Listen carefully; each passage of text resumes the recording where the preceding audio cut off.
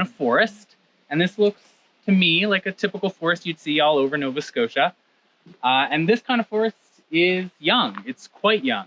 And pre-European contact, this would be kind of a rare, not super common forest, and that's because it's not old.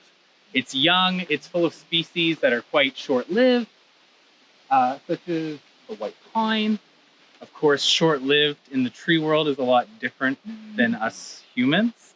So for a white pine, they can live 400 years or so, but other trees, such as the hemlocks that we're going to see in a little bit, can live 600-700 years.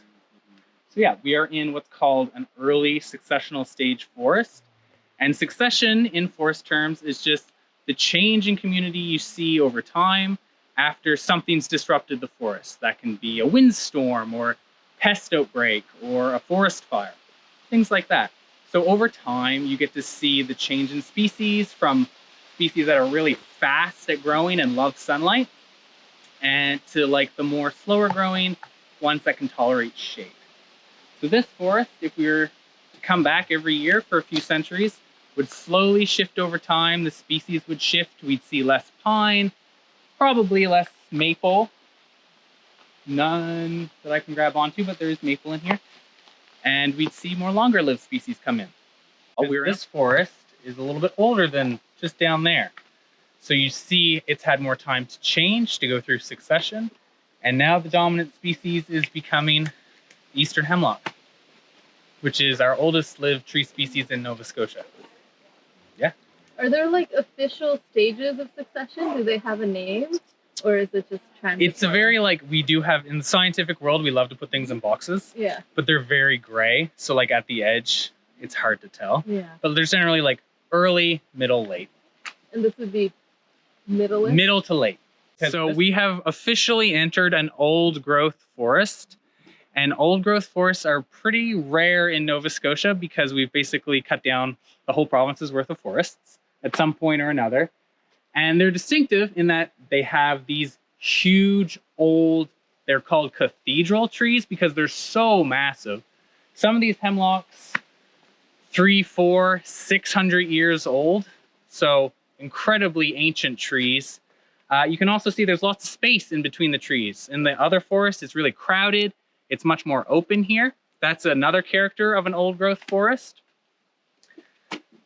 Another one is the presence of dead wood. So in science, we call it coarse woody debris, but it's basically just pieces of branches, trees that have fallen down on the ground, and old forests tend to have a lot of it. And these are really good because they slowly release nutrients back into the soil. They also hold water, and you can sometimes see in old hemlocks, in logs that have fallen, little saplings popping up. And that's because they're nutrient rich, they're moist, they're the perfect little spot for a baby tree to grow. Another thing you see a lot in old growth forests is standing dead trees. They're called snags, and they're really, really important wildlife habitat. So you'll see raccoons, skunks, many species of birds nesting in them. And you also see woodpeckers, pecking into them, getting lots of insects out. Yeah, and just taking off the science hat for a little bit, it's just a magical kind of place to stay, to enjoy. So now this forest, as I've been mentioning, is a hemlock old growth forest. There are actually many different types of old growth forests, all dominated by older lived trees. So you can have sugar maple, you can have yellow birch, you can have red spruce, although they're very rare because spruce is a highly sought after forestry tree. Hemlock makes up the majority of our old growth forests because they've never been a high value timber product. So foresters have never really gone out of their way to harvest these forests.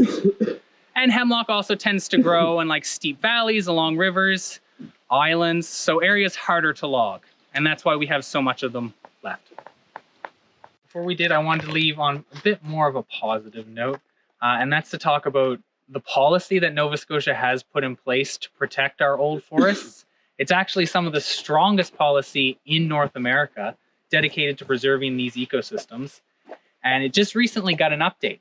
So that's really nice and something we don't see maybe enough of in policy. So Specifically, the policy states that all old growth forest in Nova Scotia on provincially owned land is safe. It cannot be harvested or impacted in any serious way. And that includes areas that we don't know about. So like I said, old growth forests tend to be remote, hard to reach, small. They're still protected. It doesn't matter if we know about it or not. So for instance, like on Crown land, provincially owned land, when a forestry company wants to cut down the trees, they first have to send in an inspector to see what's in the area. It's the job of that inspector to flag any areas that are old growth, and then that area gets immediately protected for now and forever. Yeah. So recently, an update that was put in place is to expand how we define an old growth forest. So before the update, it was kind of strict, and not a lot of areas really got into the definition because it was so strict.